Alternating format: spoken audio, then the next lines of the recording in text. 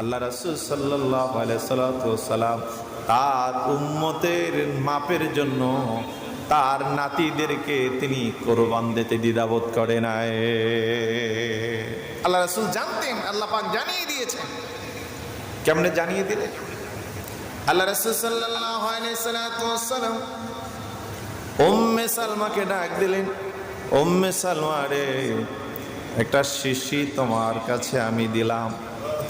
এই শিশির ভিতরে কারবালার ময়দানের মাটি আছে রে উম্মে সালমা।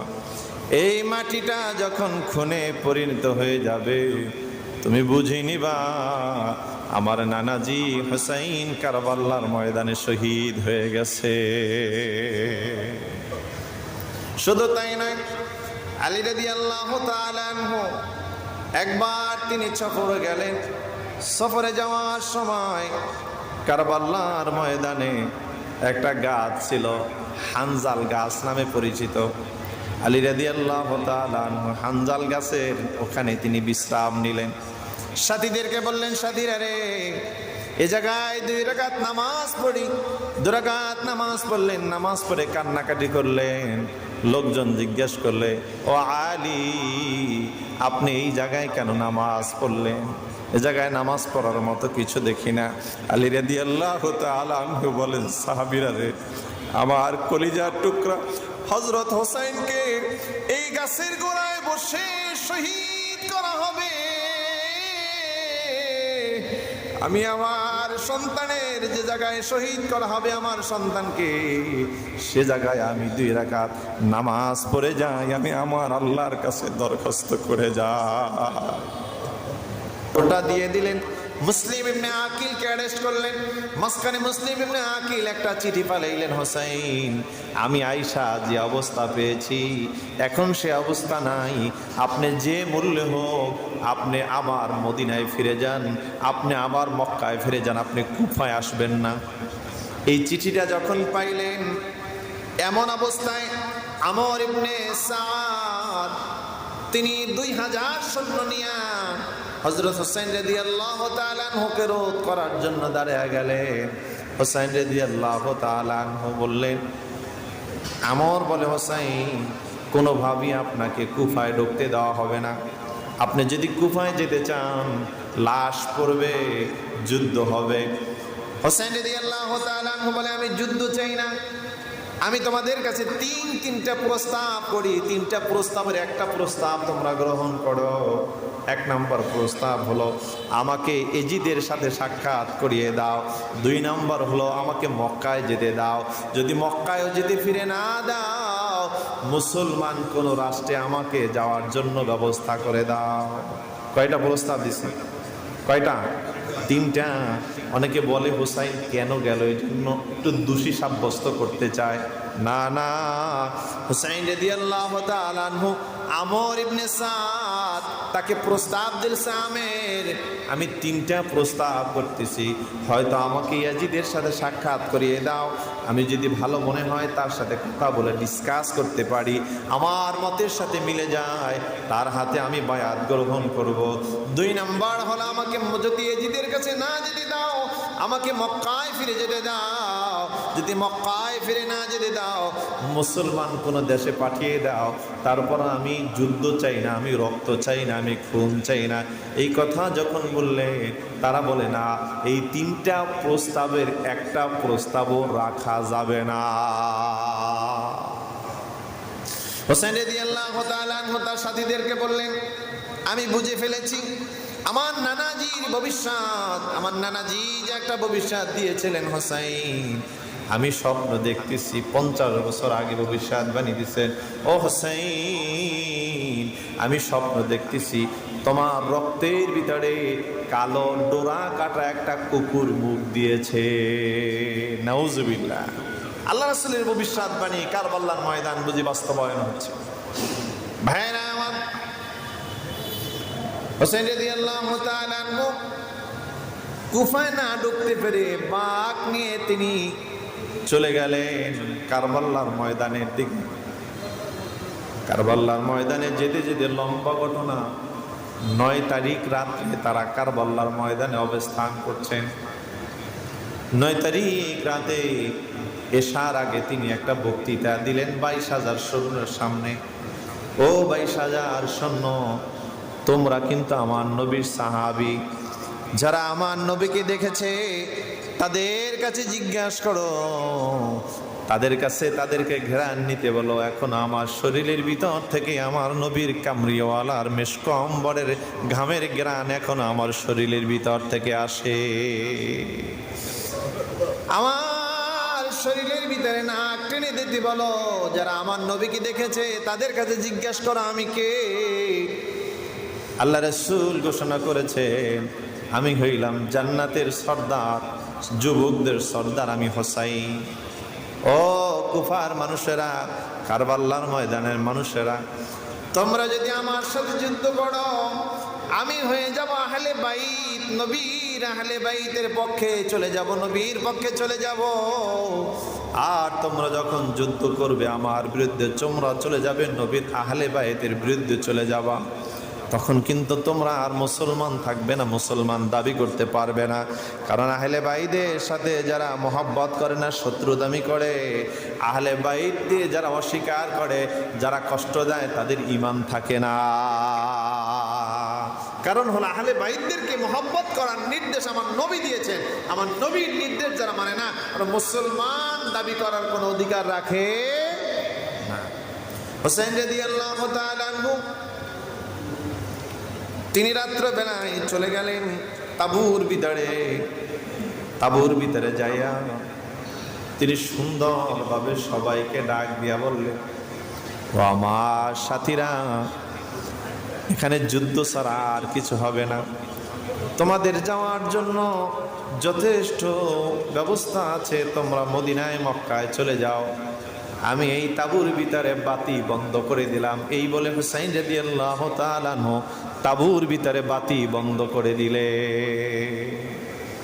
তাবুর ভিতরে বন্ধ করে দিয়া বললেন, যাও তোমরা যে যেমন পড়ো তেমনি তোমরা মক্কায় চলে যাও, তোমরা এই জায়গায় ম্যাটার না, এই জায়গায় হুসাইন, এই জায়গায় তারা হুসাইনের রক্ত চায়, এই জায়গায় তারা হুসাইনের খুন চায়, তোমরা তোমাদের মতো করে তোমরা চলে যাও।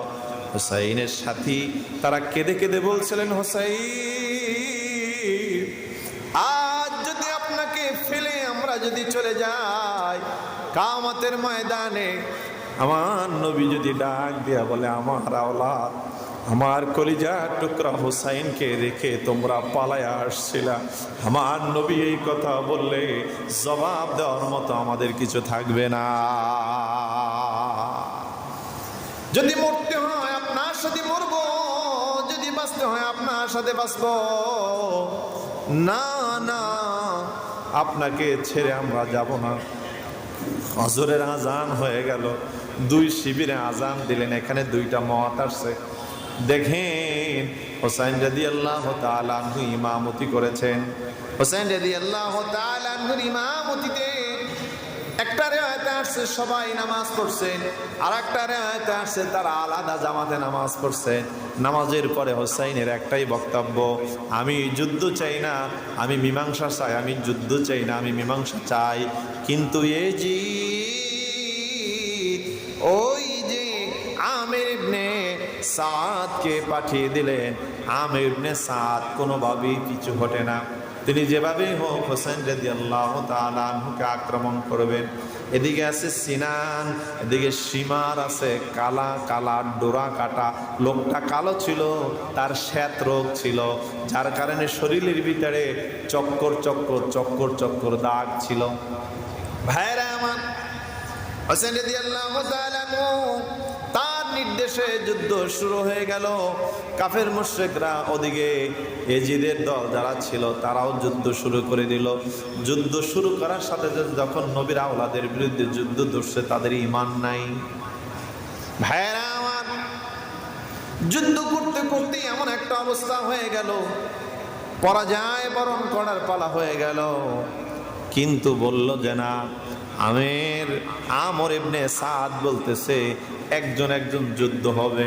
হোসেন রাদিয়াল্লাহু তাআলা বললেন এটাও মানি।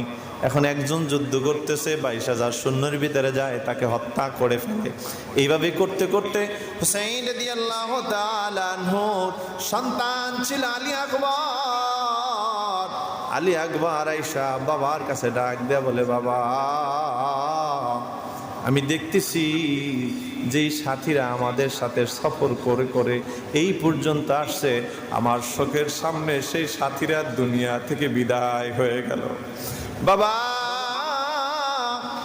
নিজের জীবন আর রাখতে চাই না, আপনি আমারে অনুমতি দেন, আমি যুদ্ধের ময়দানে যেতে চাই। হয়তো আপনার সাথে আমার সাথে আর কোনোদিন দেখা হবে না, কোনোদিন আর আপনাকে বাবা বলে ডাকতে পারবো না। বিদায় দেন আব্বা যান, বিদায় দেন, চির বিদায় দেন। হুসাইন রাদিয়াল্লাহু তাআলা আনহু সন্তানকে বুক ভরা পানি নিয়ে চোখের পানি পড়ে আর বিদায় দিলেন। এদিকে হুসাইন রাদিয়াল্লাহু তাআলা আনহু বিদায় দিলেন, সাথীরা সবাই বিদায় নিয়ে যাচ্ছেন। হাসান রাদিয়াল্লাহু তাআলা আনহুর ছেলে ছিল কাসেম। কাসেম আয়েশা বলে, চাচা আলী আকবর সেও বিদায় নিয়ে গেল, আর কেহ নাই, আমারে বিদায় দিয়ে দেন, আমি আর এই জীবন রেখে কি হবে, আমি আপনার কাছ থেকে বিদায় নিতে চাই। হযরত হুসাইন রাদিয়াল্লাহু তাআলা আনহু কাসেমকেও বিদায় দিয়ে দিলেন। যুদ্ধের ময়দানে গেল, কাফেরদেরকে কচু কাটা কাটতে কাটতে তিনিও শাহাদাত বরণ করে দুনিয়া থেকে বিদায় হয়ে গেলেন। বাকি আছে হুসাইন, আর আছে আলী আকবর, আলী আসগর। আলী আসগরকে তার মা শাহার বানু হুসাইনকে ডাক দেয়া বলে, আমার এই সন্তান 3 দিন হয় আমরা পানি পান করতে পারি না, এই সন্তান দুধ পায় না, মেহেরবানি করিয়া যদি আপনি একটু আমার এই সন্তানটাকে পানির ব্যবস্থা করে দিতেন। যান যান, আপনার সাথে শত্রুতা থাকতে পারে, কিন্তু এই 6 মাসের বাচ্চার সাথে তো কারো সাথে কোনো শত্রুতা নাই। হুসাইন রাদিয়াল্লাহু তাআলা আনহু আলী আসগরকে উপরে উঠাইয়া বলল, কুফার মানুষেরা, ফরাত নদীর মানুষেরা, কত পানি অপচয় হয়ে যায়, কত পানি কুকুরে খায়, কত পানি পশুতে খায়, কত পানি নষ্ট হয়ে যায়। আমার এই 6 মাসের বাচ্চাটাকেই পানিবিহীন মারা যাবে, তোমরা কি এতই নির্দয়? এক ফোঁটা পানির ব্যবস্থা করে দাও, আমি পানি পান করব না। আমি তোমাদেরকে ওয়াদা দিলাম, আমি সন্তানটাকে জাগায় ধরলাম, তোমরা আমার সন্তানটাকে এক ফোঁটা পানি পান করে দাও। আমি তোমাদের চোখে অপরাধী হতে পারি, আমার এই সন্তানটা তো তোমাদের চোখে অপরাধী না। কথা বলতে দেরি, পাপিষ্ঠের মনে কোনো মায়া হলো না। ওদিক থেকে একটা তীর আসলো, তীর এসে আলী আসগরের বুকের ভিতর থেকে ঢুকে অন্য দিক থেকে বের হয়ে গেল। ও রক্তগুলা ফিঙ্কি দিয়ে বেয়ে বেয়ে হযরত হুসাইন রাদিয়াল্লাহু তাআলা আনহুর গায়ে পড়তেছে। সন্তান জাগিয়ে ধরছেন, শয়তানের রক্তগুলা সন্তানের রক্তের চেহারা মেখে গেল।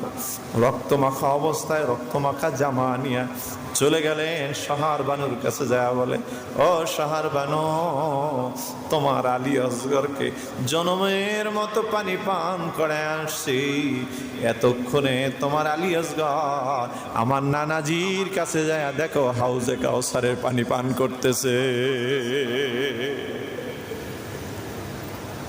হোসেন রাদিয়াল্লাহু তাআলা আনহু শিবিরে ঢুকলেন, একা করে সবার কাছ থেকে বিদায় নিলেন। তার বোন ছিল সকিনা, জয়নব, মেয়ে ছিল সকিনা। জয়নবের কাছে যায় বলে, বোন রে, বিদায় দিয়ে দাও, বিদায় দিয়ে দাও, হয়তো তোমার সাথে আমার সাথে আর দেখা হবে না, এটা তোমার আমার সাথে সর্বশেষ বিদায়। এই কথা যখন বললেন, বোন ভাইকে দৌড়ে কান্নাকাটি শুরু করে দিলেন, কারণ পুরুষের ভিতরে জয়নুল আবদিন আর হোসেন ছাড়া আর কেউ বেঁচে নাই।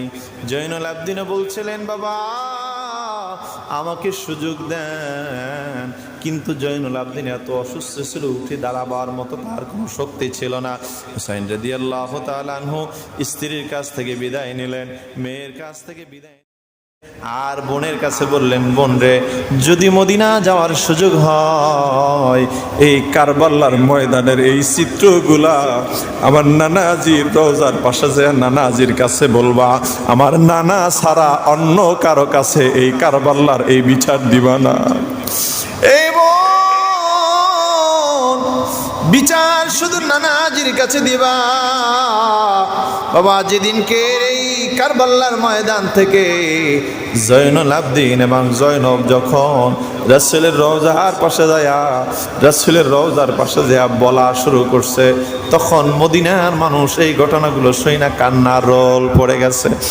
এদিকে হুসাইন রাদিয়াল্লাহু তাআলা আনহু বিদায় নিলেন।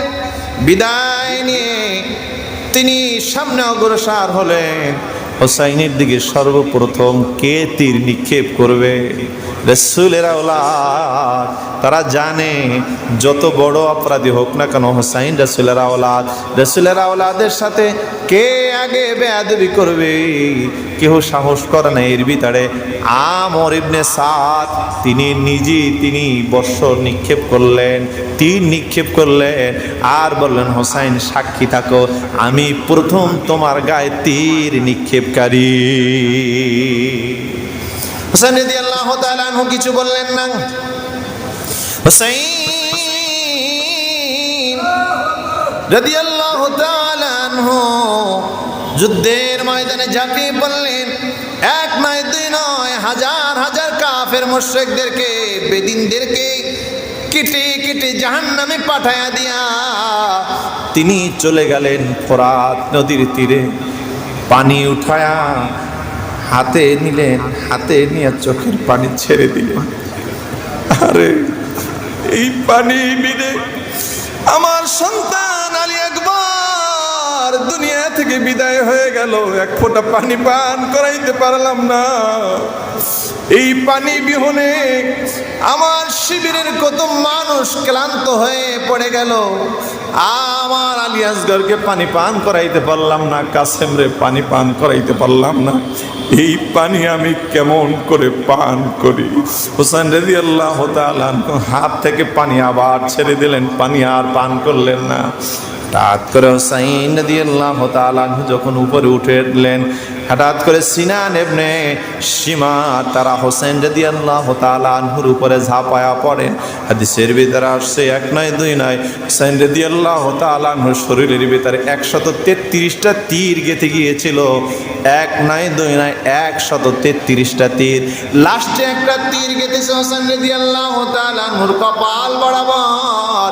তীরটা হাত দিয়া সরে ফেলে বলো, আমাকে আর আঘাত করো না, বুঝতে পেরেছি তোমরা কি চাও, আমাকে 2 রাকাত নামাজ পড়ার সুযোগ দাও, তোমরা আমাকে আঘাত করবে না, আমি আর তোমাদের সাথে যুদ্ধ করব না, তোমাদের উদ্দেশ্য আমার বোঝা হয়ে গেছে।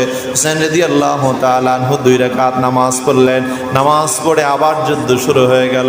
হঠাৎ করে সীমাত হুসাইন রাদিয়াল্লাহু তাআলা আনহু এই বুক বোনা আবার একটা তীর নিক্ষেপ করলেন। উটের পিঠ থেকে, ঘোড়ার পিঠ থেকে হুসাইন রাদিয়াল্লাহু তাআলা আনহু বেহুশ হয়ে পড়ে যান। হঠাৎ করে সীমার এসে হযরত হুসাইন রাদিয়াল্লাহু তাআলা আনহুর বুকের উপরে চেপে বসে চোখটা মেলে বলে, এই সীমার, তোমার কথাই তো আমার নানাজি বড় নানা আমাকে একদিন বলছিল, হুসাইন আমি স্বপ্ন দেখতেছি, তোমার শরীরের ভিতরে তোমার রক্ত একটা কালো কুকুর খাচ্ছে, তুমি তো সে আমার নানাজির বলা ডোরা কাটা কালো কুকুর। হুসাইন রাদিয়াল্লাহু তাআলা আনহু শহীদ হয়ে গেলেন। ইবনে আব্বাস রাদিয়াল্লাহু তাআলা আনহু বলে, পৃথিবীর মানুষ, আমার নবীকে আমি 10ই মুহররম যেদিনকে হুসাইন শাহাদাত বরণ করছে, আমি নিজের চোখে দেখেছি আমার নবী করিম সাল্লাল্লাহু আলাইহি ওয়াসাল্লাম রক্ত কাদা মাখা অবস্থায় কারবালার ময়দান থেকে মদিনায় আসছে। আমি ঘুমের ভিতরে জিগাইলাম, ইয়া রাসূলুল্লাহ, ইয়া হাবিবাল্লাহ, আপনার গায়ের ভিতরে রক্ত কেন? আমার নবী বললেন, তোমরা কি খবর রাখো না, আমার কলিজার টুকরা হুসাইন কারবালার ময়দানে শহীদ হয়ে গেছে। ভাইরা আমার, এখনো যদি কারবালার ময়দানে যান, কারবালার ময়দানে গেলে এখনো পানি পানি মোমেন হৃদয়ে যারা যায়, পানি পানি এখন আওয়াজ শোনা যায়। বাগদাদ শহরে গাউসাল আজম, হযরত গাউসাল আজমের মাজার, তার মাজার থেকে 2 মাইল পশ্চিম দিকে জমিয়াতুল হেলালের মধ্যে বাসা হারুন আর রশিদের মাজার, তার পাশে তানার বিবি জুবাইদার মাজার। সেই মাজারের কাছে 42 জন আউলিয়ার কবর আছে। এখান থেকে 119 মাইল পশ্চিম দিকে গেলে ফোরাত নদী, এই ফোরাত নদী থেকে 4 মাইল পশ্চিম দিকে গেলে হলো কুফা নগরী। কুফা নগরীর ভিতরে ইমামে আজম আবু হানিফার মাতৃভূমি। কুফা থেকে 2 মাইল দক্ষিণ দিকে গেলে নজব আশরাফের ভিতরে সাইয়েদনা আলী রাদিয়াল্লাহু তাআলা আনহুর মাজার। আলী রাদিয়াল্লাহু তাআলা আনহুর মাজার থেকে 200-300 কদম পশ্চিম দক্ষিণ দিকে গেলে হলো শাহী বাবে হুসাইন, কারবালার গেট। এখনো কারবালার ওই গেটের ভিতরে হুসাইনের মাজারের কাছে গেলে নিশি রাত্রে বসলে এখনো পানি পানি পানি পানি আওয়াজ শোনা যায়। ওই বুঝি রে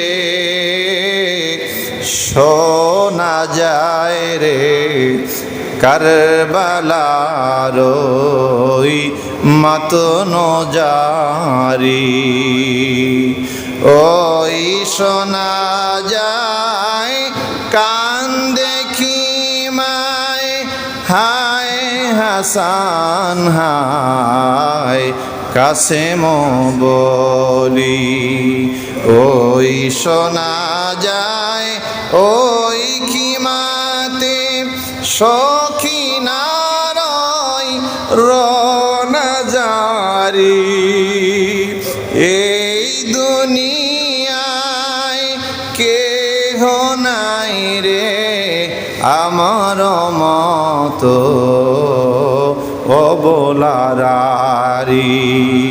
ওই শোনা যায় ওই খিমাতে শহর বানর মাতনো জারি, কান্দে বানো বেহুশ হালে আজগরে রে কোলে করি, জয় নালে রে গলে দরি শহর বানর মাতনো জারি।